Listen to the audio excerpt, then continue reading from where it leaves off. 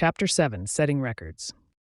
Inspired by a movie I once watched on TV. I can't remember what it was called, but I clearly remember that it was about a woman who refused to be underestimated in a workforce simply because she was a female.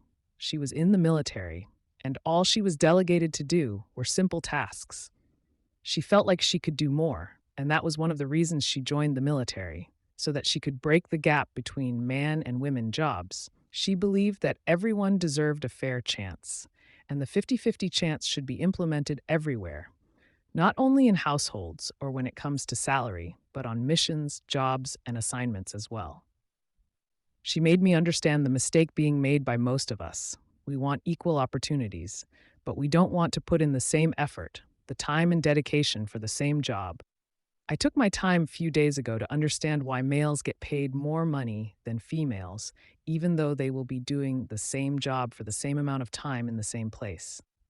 My findings may not apply to everything or every job out there, but they are relevant in many instances.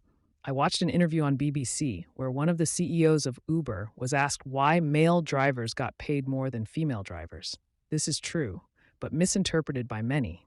He said, "Many people think that we choose to do that, but the truth is females, they choose to earn less. Females put less driving hours and have a very limited number of neighborhoods they choose to respond to as they deem them to be dangerous.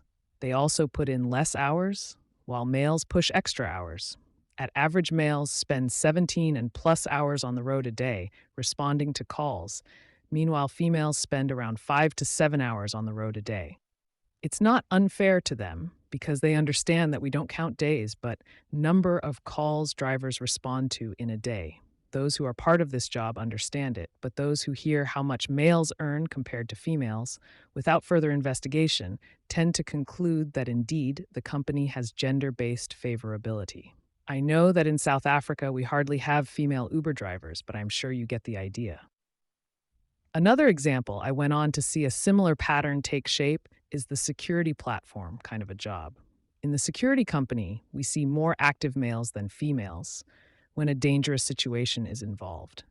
I have spent some time watching the procedures followed by security employees when there is a strike by students. Few women security guards answer to the call to fight the protesters or restore order. It might be due to personal reasons, but the job description includes such when applying for it. Equal payment is expected, although males put their lives on the line for the same job, females do not. To further enlighten my view to you, how many females policemen lose their lives on the job compared to males? It is not stereotype, but choice of response to a certain dangerous call. Jobs that involve danger have an extra responsibility to protect a female employee, and that must be done by a fellow male employee doing the same job, and then someone will expect them to get paid the same salary at the end of the month.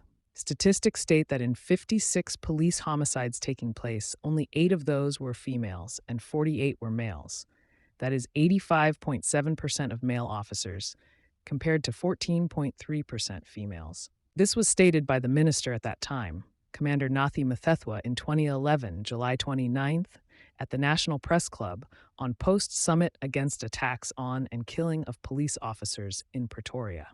For this reason and many, as a woman of dignity, I decided to rise to the challenge and earn my 50% contribution to my community and society at large. I persuaded my dream job that I always had as a child, that was not be equal to a man, but to establish myself as a woman and earn my badge. At the age of 23, I recruited few female friends to start a movement that solely focuses on empowering women on building themselves and expose themselves in equal working conditions as males for fairness. I understand that no one should be given credit for believing in entitlement. Those who want respect and equal treatment must earn it. We don't believe in special treatment in working places except privacy. We equip women to work as hard as man if we want to earn equal salary, treatment, and respect. The Bible says that from the days of John the Baptist, the kingdom of heaven suffered violence, and the violence took it by force. Matthew 11, verse 12. Just like the violence that took it by force, so did we take our entitlement of respect and equal rights by standing up and doing something. I believe that no one is born entitled to anything. Circumstances change every day. if those born from rich families need to teach themselves how to handle their wealth and manage it for the going concern? How much should a black child that comes from almost nothing, nothing is given but hard work? Dedication and determination earn us all we deserve. Today, I stand firm to say I have earned all that I have, including the initiative that I lead through hard work and determination. I am a chief engineer in a small firm in Mpumalanga, and I'm not afraid to put as many hours as male colleagues and equal effort, if not more. I believe in fairness in everything, including benefits, salary, and delegation of work. I don't believe that fellow sisters who expect favors from their employers deserve any amount of respect or a platform to claim any entitlement of any form, be it respect, equal salary, or treatment. The mentality of being entitled simply because we are women is not building but destroying our society.